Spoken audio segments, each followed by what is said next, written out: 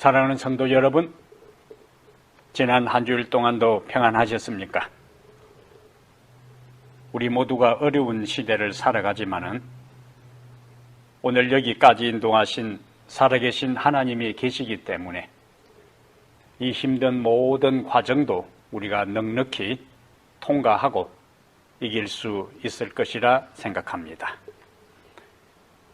오늘 또 변함없는 하나님의 은혜가 예배드리는 모든 가정마다 충만하게 임하게 되기를 다시 한번 간절히 바랍니다. 오늘 우리 함께 봉독할 하나님의 말씀은 마태복음 4장 8절부터 11절까지 말씀을 보겠습니다. 마태복음 4장 8절부터 11절. 마귀가 또 그를 데리고 지극히 높은 산으로 가서 천하 만국과 그 영광을 보여 이르되 만일 내게 엎드려 경배하면 이 모든 것을 내게 주리라. 이에 예수께서 말씀하시되 사탄아 물러가라. 기록되었으되 주 너의 하나님께 경배하고 다만 그를 섬기라 하였느니라. 이에 마귀는 예수를 떠나고 천사들이 나와서 수종드니라. 11절까지 말씀을 함께 봉독을 했습니다. 오늘 우리가 함께 살펴볼 하나님의 말씀은 하나님께 경배하고 다만 그를 섬기라. 하나님께 경배하고 다만 그를 섬기라. 이런 주제로 하나님의 말씀을 함께 나누겠습니다. 그동안 마귀가 예수님을 시험한 것을 보면은 장소는 낮은 광야에서 성전 꼭대기로 그리고 마지막에는 지극히 높은 산에서 예수님을 시험했어요. 그리고 시험의 단계는 처음에는 육체적 단계에서 그 다음에는 심리적이고 정신적 단계로 마지막에는 영적인 단계에까지 진행된 것을 알 수가 있습니다.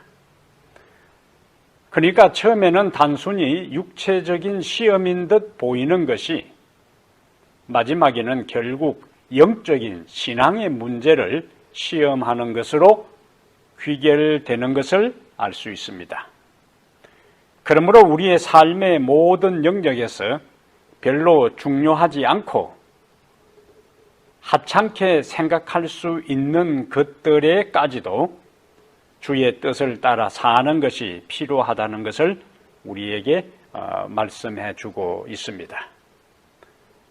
오늘은 예수님의 마지막 세 번째 시험을 통해 하나님께서 오늘 본문을 통해 우리에게 주시는 교훈을 말씀드리려고 합니다. 예수님은 왜 광야에서 사단에게 시험을 받으셨는가? 우리는 성경을 읽을 때마다 이런 의문이 우리의 마음에 생깁니다. 왜 예수님께서 사단에게 시험을 받으셨을까? 그 이유는 인류의 모본과 대표자로 시험을 받으셨어요. 예수님은 인류의 모본과 대표자로 시험을 받으셨다 하는 것입니다. 우리가 앞에서 본 것처럼 예수님은 죄가 없는 분이기 때문에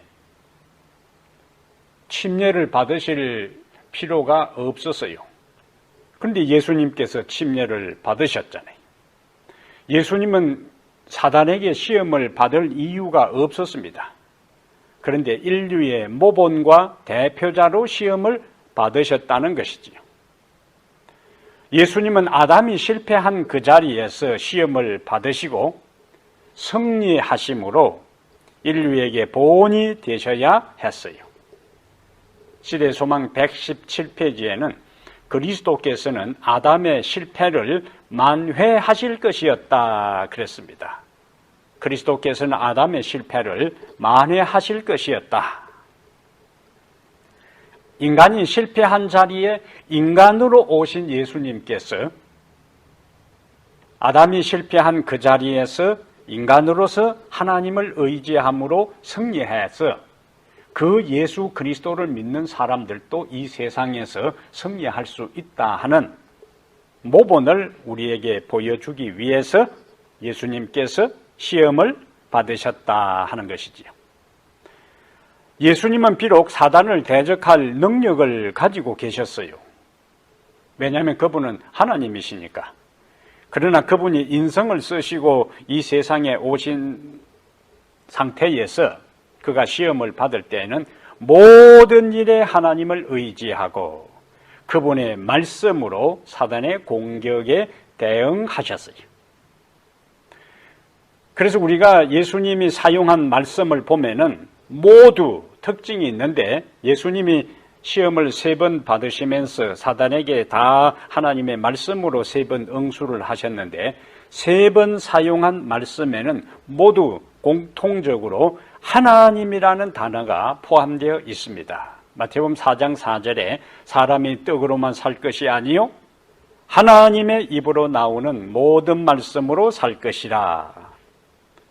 그 다음에 두 번째 시험, 마태복음 4장 7절에는 주 너의 하나님을 시험치 말라. 또 하나님이 나오지요.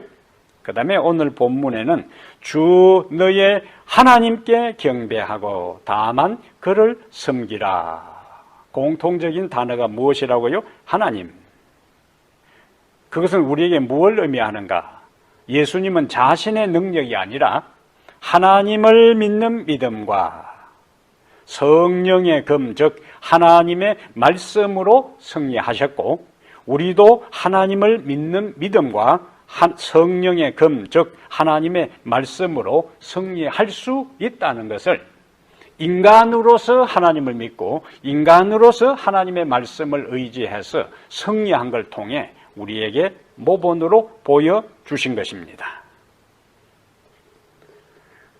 사실 사단은 여러 시험을 통해 예수님이 자신의 능력을 의지하도록 유혹했어요.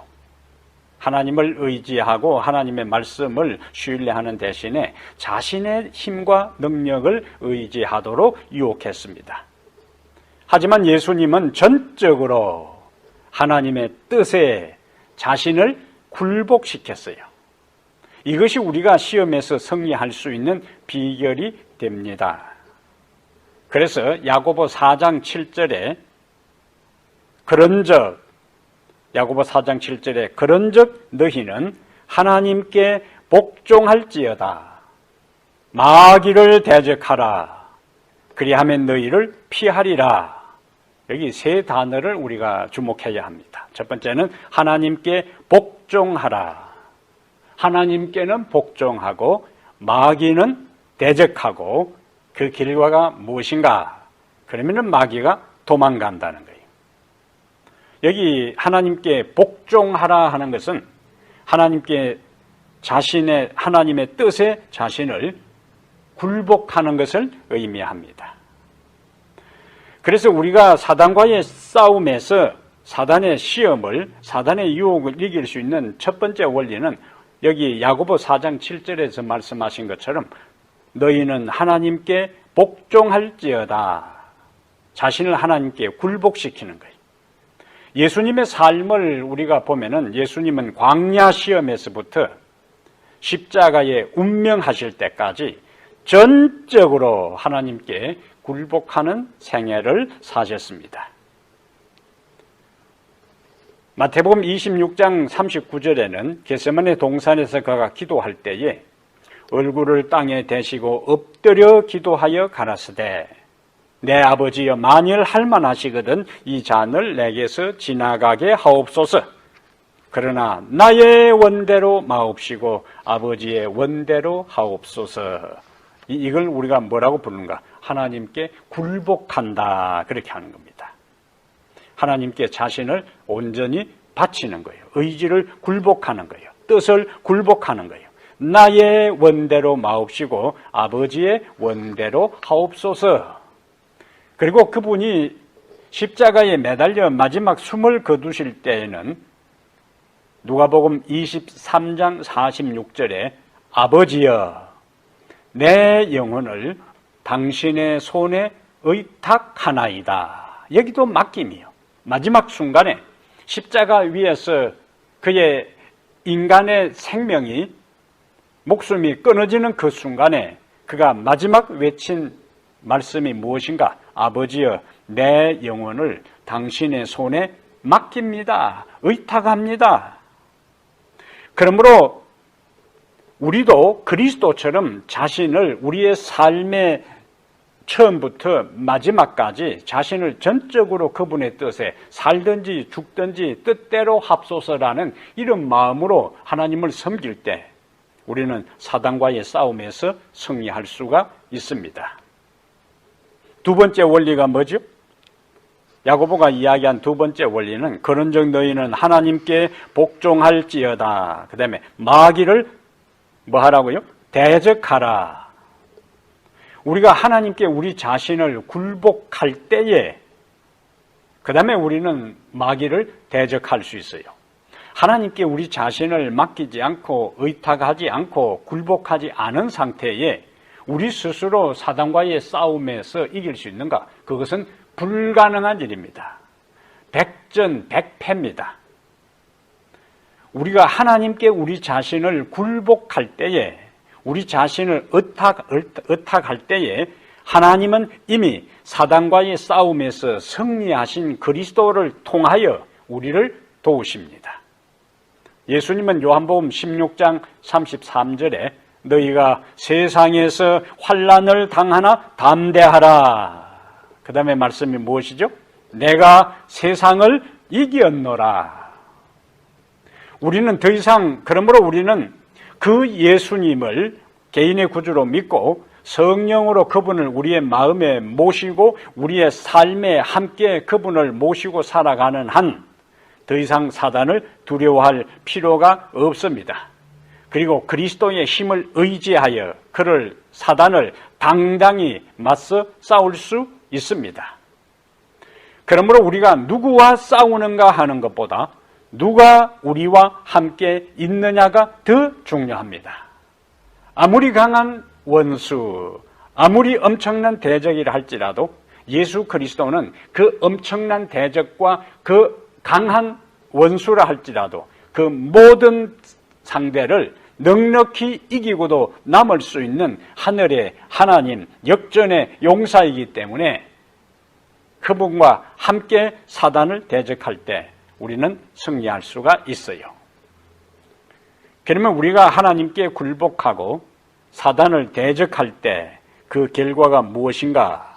너희를 피하리라 그랬어요. 우리가 우리의 대장 되시는 그리스도와 함께 사단을 대적할 때 우리가 피하는 것이 아니라 사단이 우리를 피해갑니다. 도망갑니다. 신명기 28장 7절에 여호와께서 너를 대적하기 위해 일어난 적군들을 네 앞에서 패하게 하시리라. 그들이 한 길로 너를 치러 들어왔으나 네 앞에서 7길로 도망하리라. 시대소망 130페이지에는 우리는 유혹자의 세력에서 우리 자신을 구할 수 없다.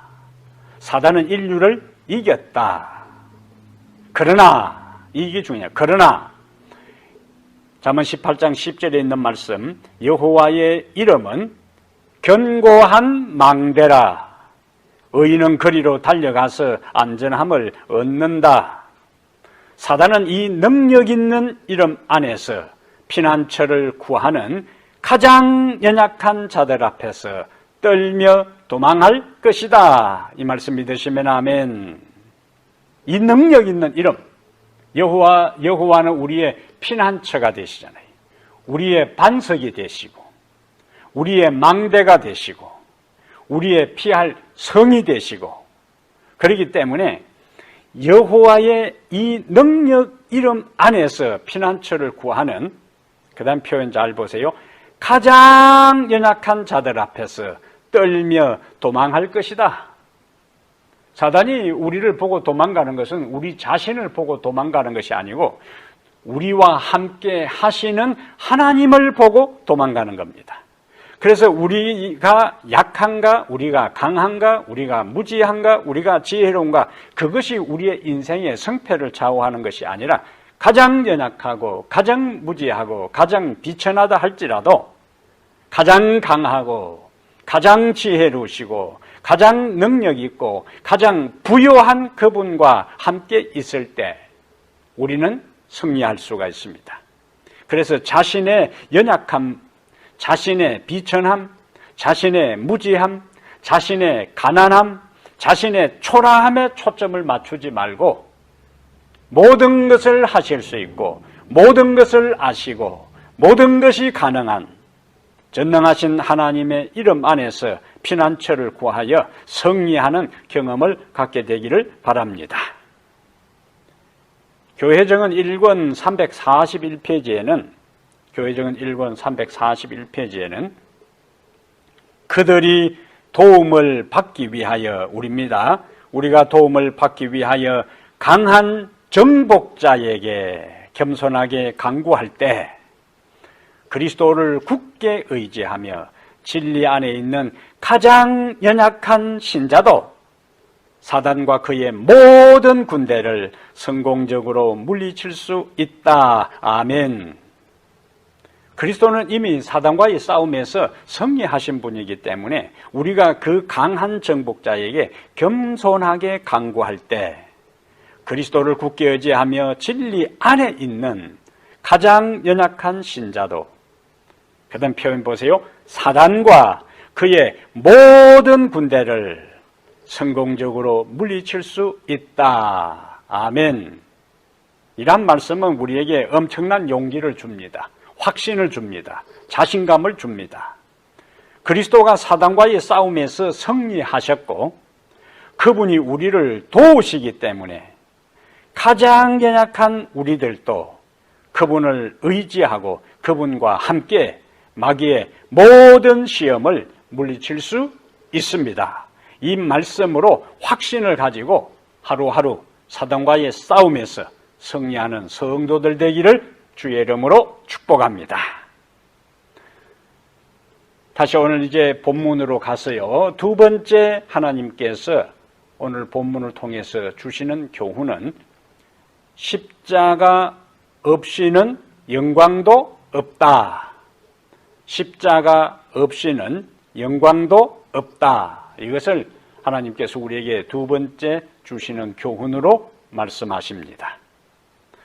사단은 세 번째 시험에서 예수님을 아주 높은 산으로 데리고 가서 오늘 본문에 보니까 8절에요. 마귀가 또 그를 데리고 지극히 높은 산으로 가서 뭐라 합니까? 천하만국과 그 영광을 보여 이르되 뭐라고 이야기해요? 만일 내게 엎드려 경배하면 이 모든 것을 내게 주리라. 예수님을 아주 높은 산도로 데려가서 천하만국과 그 영광을 다 보여주었어요. 사단은 예수님께서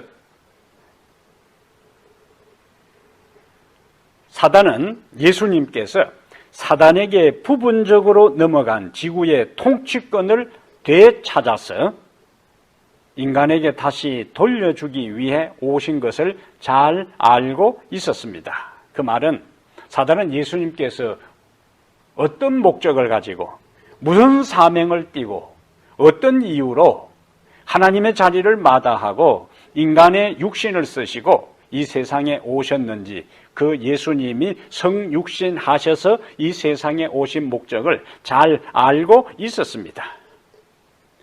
그래하여 첫 번째 시험과 두 번째 시험과는 달리 전격적으로 예수님에게 딜을 제하는 타협안을 제시합니다. 그 타협안이 뭐죠? 자신에게 엎드려 절하고 경배하면 천하만국과 그 영광을 다 뭐 하겠다고요? 예수님께 돌려주겠다는 거예요.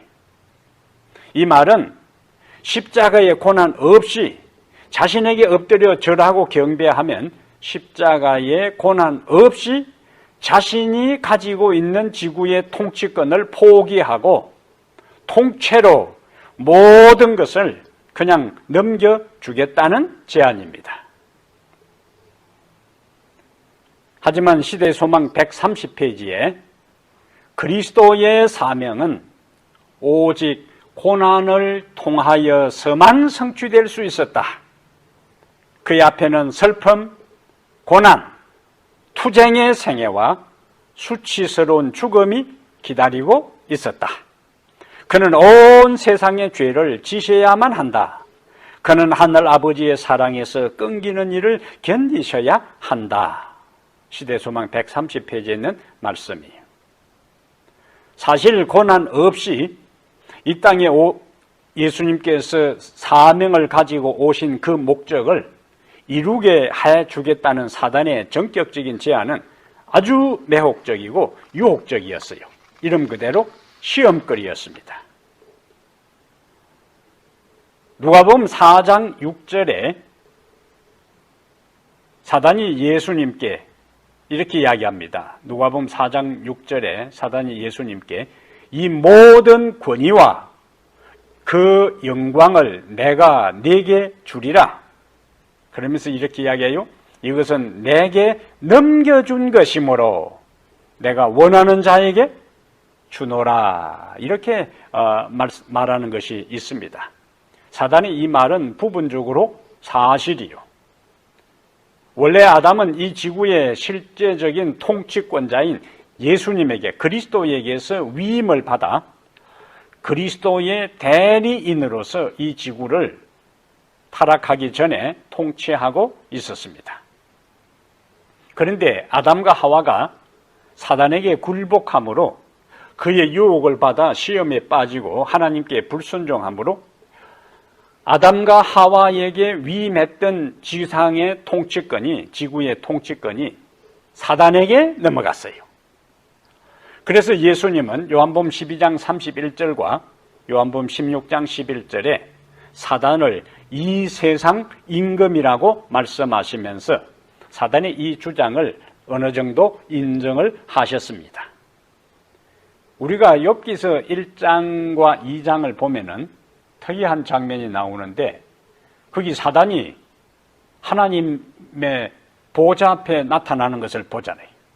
우리가 욥기서 1장과 2장에 사단이 하나님의 아들들 가운데 함께 있는 장면을 보통 우리가 우주의 장자총회라고 표현을 하는데요. 만약에 아담이 타락하지 아니했더라면 우주의 모든 별들 가운데 인간이 거주하는 별들에서 대표자들이 하나님 앞에 모여서 유엔총회하는 것처럼 하나님 앞에 총회를 할 때에 아담이 타락하지 아니했더라면 아담이 참석했을 거예요. 근데 아담이 사단의 유혹에 굴복함으로 자신이 가지고 있는 지구의 통치권을 사단에게 넘겨주고 말았기 때문에 그 통치권을 예수님께서 완전히 합법적으로 회복하기 전에 사단이 지구의 대표자로 하나님의 아들들이 모인 우주의 장자총회에 참석한 것으로 우리가 이해할 수가 있습니다. 그러면 사단은 예수님에게 만일 내게 엎드려 경배하면 이 모든 것을 내게 주리라. 이 마태복음 4장 9절의 말씀과 누가복음 4장 6절의 말씀을 연결해서 보면은 사단이 왜 이렇게 큰 소리 칠 수 있었는가? 사단은 원래 요한복음 8장 44절에 거짓말장이라 했는데 여기는 거짓말을 한 것이 아니에요. 사단이라고 항상 거짓말만 하는 것이 아닙니다. 거짓말장이라 할지라도 때로는 진실을 말할 경우가 있어요. 그래서 누가복음 4장 6절에 이 모든 권위와 그 영광을 내가 네게 주리라 하면서 뭐라고 말씀했어요? 이야기했어요? 이것은 내게 넘겨준 것이므로 아담이 그에게 넘겨준 것이 내가 원하는 자에게 주노라. 만약 예수님이 사단이 제안한 이 제안, 나에게 엎드려 경배하면 이 모든 것을 내게 주리라 하는 것을 예수님이 받아들였더라면, 덥석 그것을 물었다면 어떤 문제가 생겼는가? 하늘에서부터 시작된 선악의 대쟁투에서 사단이 그 순간에 승리한 것이 되고 말 것입니다. 대쟁투의 핵심은 사단이 우주의 통치권을 얻기 위해 예수님의 대권에 도전한 것이, 하나님께 도전한 것입니다. 그런데 사단의 그 제안에 따라서 그 앞에 엎드려 경배해버리면 어떻게 되는 거예요? 우주의 모든 최고의 통치자가 누가 되는 겁니까? 사단이 되고 마는 거예요. 그래서 예수님은 고난을 피하기 위해 사단의 타협안을 받아들일 수 없었습니다. 그분은 십자가 없는 영광을 취하는 대신에 어떻게 이야기했어요? 마태복음 4장 10절에 이에 예수께서 말씀하시되 사탄아 물러가라. 기록되었을 때 주 너의 하나님께 경배하고 다만 그를 섬기라고 말씀하시면서 사단을 물리치셨어요. 여기에 9절과 10절에 대조되는데 만일 내게 엎드려 경배하면 이 모든 것, 올입니다. 모든 것을 내게 주리라.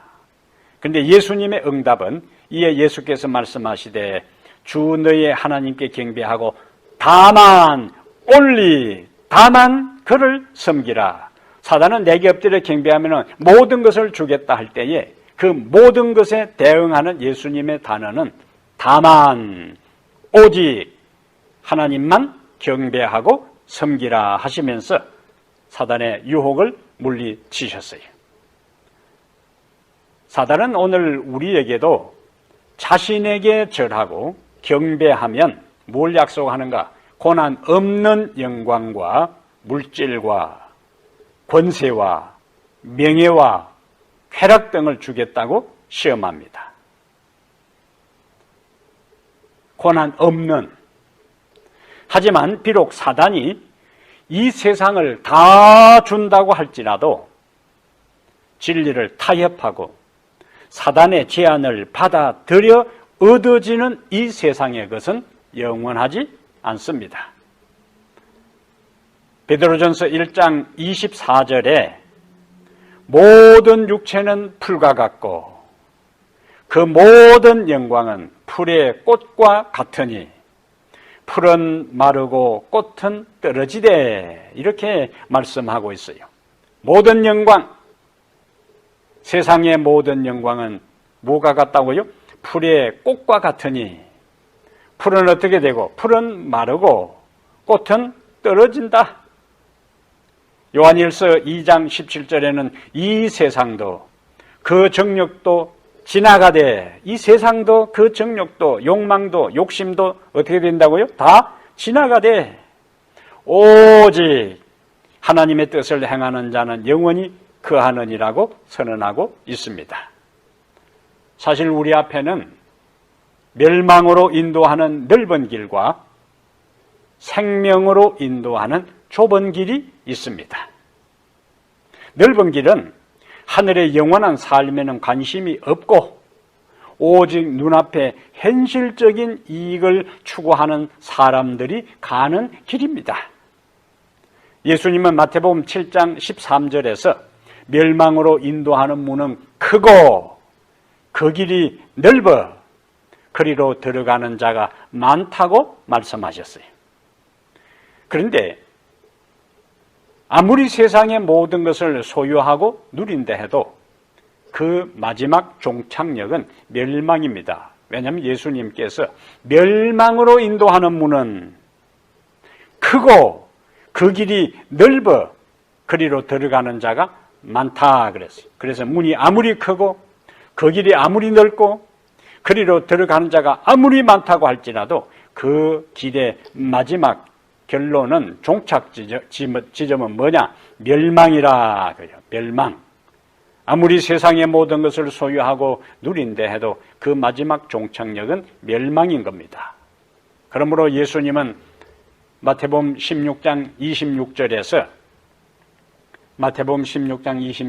이렇게 말씀하세요. 사람이 만일 온 천하를 얻고도 제 목숨을 잃으면 무엇이 유익하리요? 사람이 무엇을 주고 제 목숨과 바꾸겠느냐? 여기 온 천하, 사단이 뭐라고 했어요? 천하 만국과 그 영광을 내게 엎드리면 이 모든 것을 내게 주리라 한 그 온 천하입니다.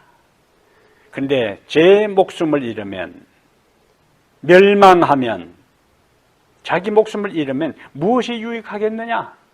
사람의 목숨이 끊어지는 순간에 사단과 타협하고 진리에 이탈되고 적당하게 살면서 얻어진 그 모든 것은 순식간에 다 소용이 없게 되는 겁니다. 그런데 예수님은 계속해서 마태복음 7장 14절에서 생명으로 인도하는 문은 좁고 길이 협착하여 찾는 자가 적다고 말씀하셨어요.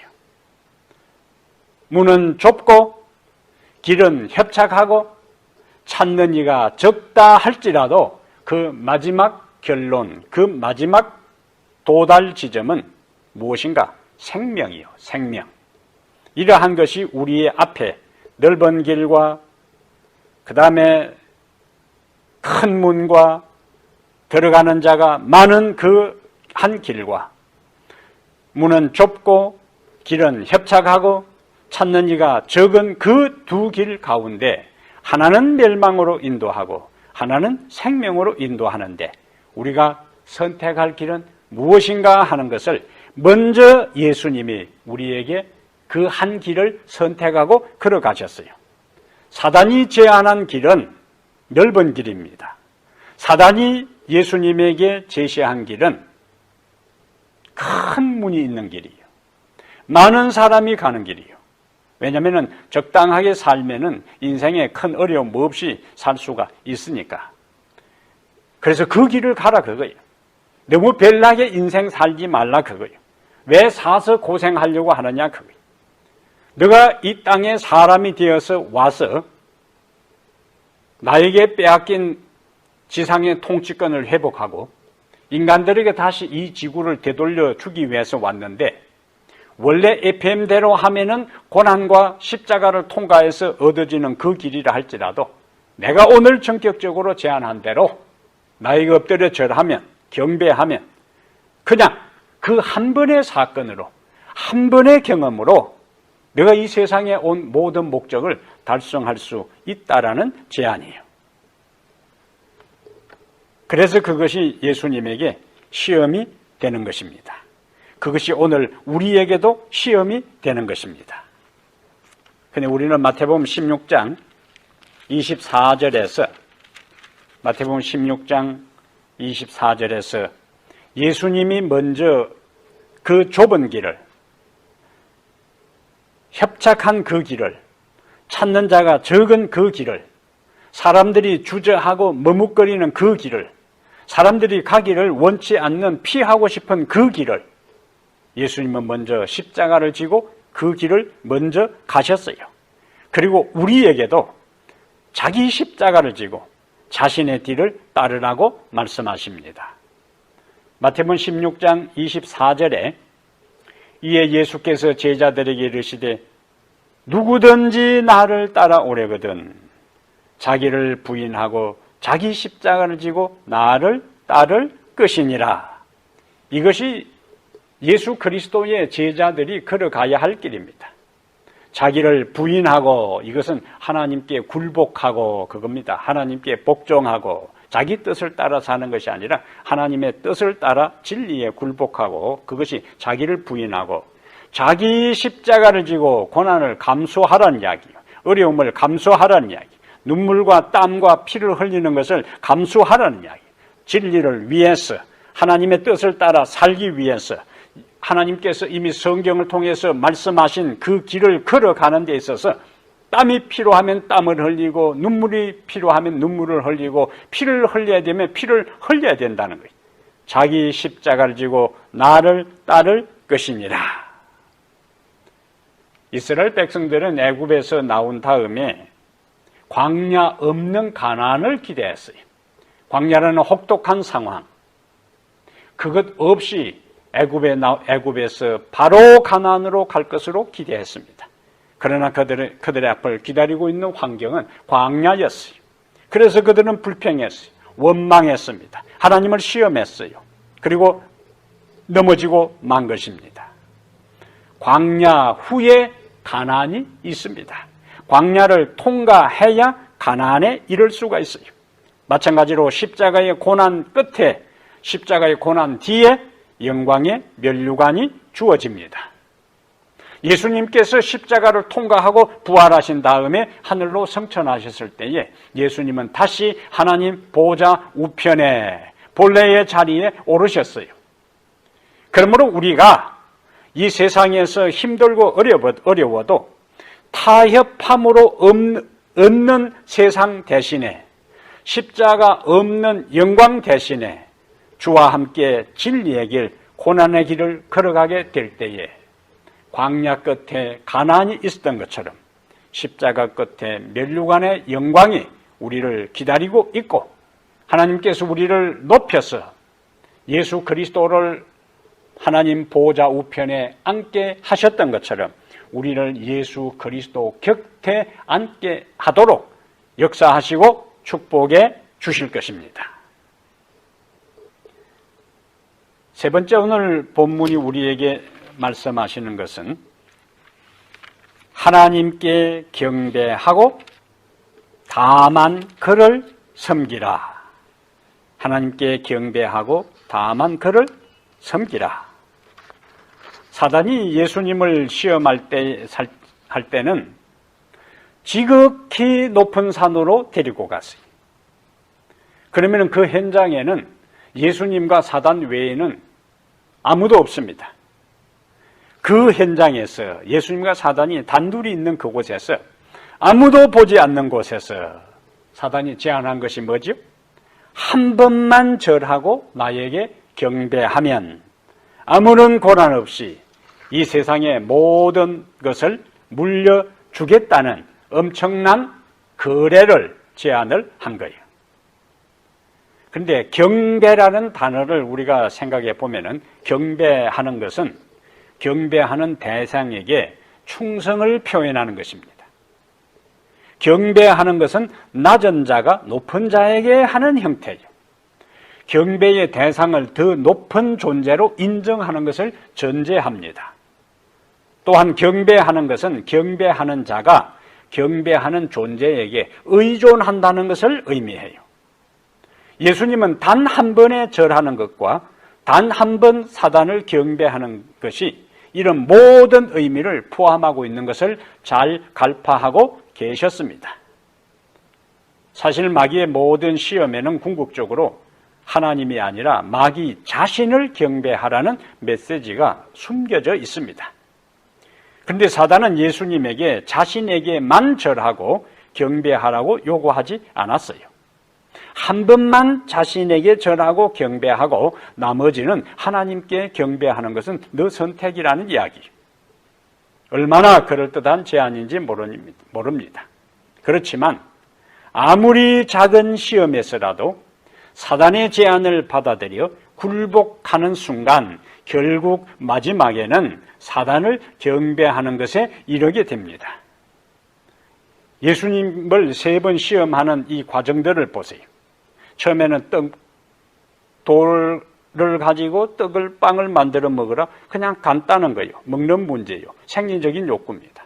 그런데 높은 곳에 데리고 올라가서 뛰어내리라. 정신적이고 심리적인 욕망을 충족하라는 거예요. 근데 마지막 결론이 뭡니까? 나에게 엎드려 경배하라. 사단은 단계적으로 자신에게 굴복하면은 결국에 어디로 이끄는가? 하나님을 경배하는 대신에 자신을 섬기고 경배하는 과정으로 이끌게 되는 겁니다. 이스라엘 역사는 바로 이것을 증언하고 있어요. 하나님도 섬기고 우상도 섬길 때 결국 어떻게 되는가? 그러려면 둘 다 좋은 것처럼 보이잖아요. 어느 한쪽에 치우치는 것보다 하나님도 섬기고 우상도 섬기고, 이 사단이 제안한 카드가 바로 그거예요.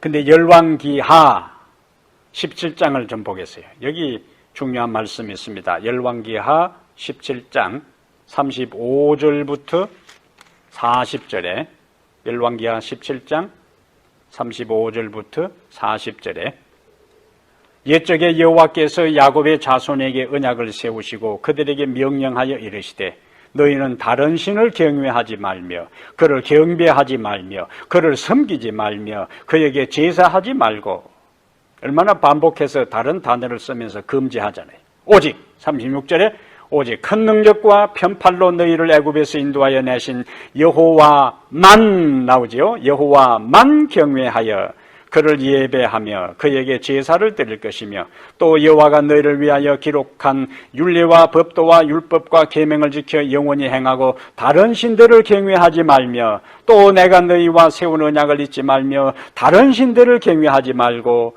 오직, 위에는 다만 나왔고 여기는 오직 너희 하나님 여호와만을 경외하라. 그가 너희를 모든 원수의 손에서 건져내리라 하셨으나, 지금까지 하나님께서 직접 선자를 통해서 이렇게 말씀하셨는데 40절에 그러나 그들이 듣지 아니하고 오히려 이전 풍속대로 행하였느니라. 이전 풍속대로가 뭐냐? 하나님도 섬기면서 동시에 우상도 섬긴 거예요. 결국 북방 이스라엘과 남방 유다는 하나님만 경배하는 대신에 우상을 겸하여 섬기다가 모두 망하고 말았습니다. 하나님과 우상을 동시에 섬기면 결국 하나님도 우상의 수준에 불과한 신으로 전락하고 만 거예요. 그래서 예수님은 사단을 한 번 섬긴 후에, 지금까지 예수님은 하나님을 섬기고 하나님께 절하고 경배하잖아요. 근데 사단에게 경배하고 절하면은 하나님과 사단을 동시로 섬기는 것이 되기 때문에 사단의 제안을 받아들이지 않았어요. 이런 지하에 하나님만 섬기고 하나님만 경배하라고 외치면서 사단의 제안을 이런 지하에 거절하고 신명기 6장 13절을 인용하면서 주 너희 하나님께 경배하고 뭡니까? 다시 다만 그를 섬기라고 선언하신 것입니다. 마귀가 결정적으로 우리에게 던지는 시험의 미끼는 이 세상 영광, 돈과 명예와 권세입니다. 그런데 그 중에 돈은 가장 모든 사람들에게 매력이 있어요.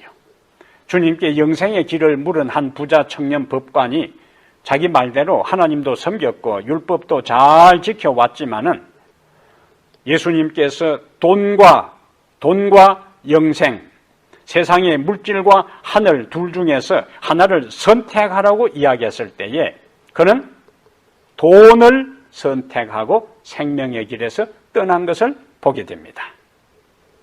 오늘날도 수많은 사람들은 이 같은 세상 영광과 명예와 물질을 버리지 못하고 사단이 예수님에게 요구했던 것처럼 두 주인을 섬기고 있습니다. 신앙을 타협합니다. 진리를 알면서도 눈앞에 있는 물질적인 그것의 유혹을 물리치지 못하고 진리를 뒷전으로 밀고 겉으로는 하나님의 이름을 부르고 하나님께 기도하고 하나님을 섬긴다고 하면서 물질을 섬기는 동시에 사단의 유혹에 그대로 넘어가 있는 모습들이 많이 볼 수가 있어요. 그런데 주님은 마태복음 6장 24절에서 한 사람이 두 주인을 섬기지 못할 것이니, 한 사람이 두 주인을 섬기지 못한다고요. 혹 이를 미워하며 저를 사랑하거나 혹 이를 중히 여기며 저를 경히 여김이라. 그러면서요, 너희가 하나님과 재물을 겸하여 섬기지 못하느니라, 그렇게 말씀하셨어요. 하나님과 다른 것을 같이 섬길 때에는 우선은 표가 나지 않아요. 그가 우상 숭배하는 사람인지 하나님을 섬기는 사람인지 지금은 큰 표가 나지 않고 교회도 나오고 세상도 섬기고 세상도 사랑하고 물질을 사랑하고 물질적 유익을 위하여 하나님의 진리를 타협하고 말씀에 어긋나는 삶을 살아갑니다.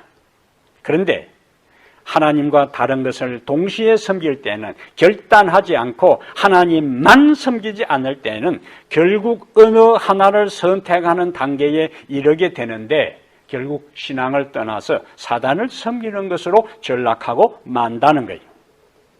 오늘 다시 우리의 삶을 점검하여 오로지 하나님만 섬기기로 결심하게 되기를 바랍니다. 하나님과 다른 것을 겸하여 섬기면 주님을 결국 떠나 멸망의 무리에 속하게 되지만 하나님만 섬기면 하나님은 우리의 필요를 채워주시는 것입니다. 이 말씀 믿으시면 아멘. 이 약속 확신하시면 아멘. 선택은 분명한 것입니다. 사랑하는 여러분, 주님이 인류의 대표자와 모본으로 시험을 받으시고 승리하셨어요. 그분을 의지하는 우리도 모든 시험에서 예수님을 의지할 때 예수님이 시험에서 승리한 것처럼 우리도 승리할 수 있습니다. 사단은 우리에게 십자가 없는 영광을 약속합니다. 진리를 따라 자신을 굴복하고 사는 대신에 적당하게 타협하며 세상의 눈앞에 현실적인 것을 위해 살도록 우리를 유혹합니다. 그러나 십자가 없는 영광은 없습니다. 우리의 구원을 위해 주님의 십자가의 고난이 있었던 것처럼 이제는 그 주님을 위한 그리고 진리를 위한 고난을 감수하며 그 좁은 길을 선택하며 살아가게 되기를 바랍니다. 그리고 언제나 주님만을 섬기기로 결심하고 그분께 엎드려 경배하고 그분께 우리의 삶의 모든 것을 맡기고 그분의 인도를 따라 살아가는 새로운 결심과 헌신이 오늘 우리 모두의 마음속에 일어나게 되기를 주의 이름으로 축복합니다. 은혜로우신 우리 하나님, 이 세상에 당신의 귀한 아들을 보내시고 그리고 그 아들로 하여금 엄청난 사단의 파산 공세의 시험 앞에서도 말씀으로 넉넉히 이기도록 역사하신 거룩하신 하나님의 능력을 인하여 진심으로 감사를 드립니다. 예수님께서 광야의 시험을 받으러 가실 때에 홀로 가신 것이 아니라 성령이 이끄시는 대로 가셨기에 그 사단의 여러 다양한 형태의 참으로 극복하고 거부하고 이기기 힘든, 거절하기 힘든 시험 속에서도 예수 그리스도와 함께 하셨던 성령의 도움을 통해 그리고 말씀을 통해 넉넉히 이기신 예수님의 삶이 우리의 삶에도 일어나기를 원합니다. 연약한 우리에게 성령이여 오셔서 우리와 함께 하시고 연약한 우리에게 주의 말씀이 충만히 거하여 어떤 세상의 유혹과 시험 가운데서도 하나님을 의지하는 믿음과 우리 속에 계신 성령의 능력과 말씀의 힘을 의지하여 넉넉히 승리하는 저희들 모두 되게 하여 주시옵소서. 하나님만을 섬길 때 하나님께서 우리의 인생을 책임지시고 하나님만을 섬기지 않고 세상도 섬기고 타협하는 길을 걸어갈 때는 결국에 사단의 유혹에 넘어가 사단을 섬기고 멸망의 자리에 빠진다고 했사오니 오늘 우리가 하나님만 섬기기로 결심하게 하여 주시옵소서. 하나님만을 섬기기로 결심할 때에 하나님의 나라와 의를 먼저 구하는 자에게 먹을 것, 마실 것, 입을 것, 이 모든 것이 우리에게 있어야 할 것을 아시고 충만히 흘러 넘치도록 채워주시는 주님의 놀라운 기적을 경험하며 살아가게 하여 주시옵소서. 이제 또 한 주간을 살아갑니다. 혼란하고 힘든 인생 길이라 할지라도 오늘 주신 말씀 머지하여 넉넉히 이기도록 도와주시고 마침내 승리자가 되어 하나님 앞에 설 때까지 우리를 인도하시고 축복하시고 보호하시고 도와주시옵소서. 우리 주 예수님 이름으로 간절히 축복합니다. 아멘.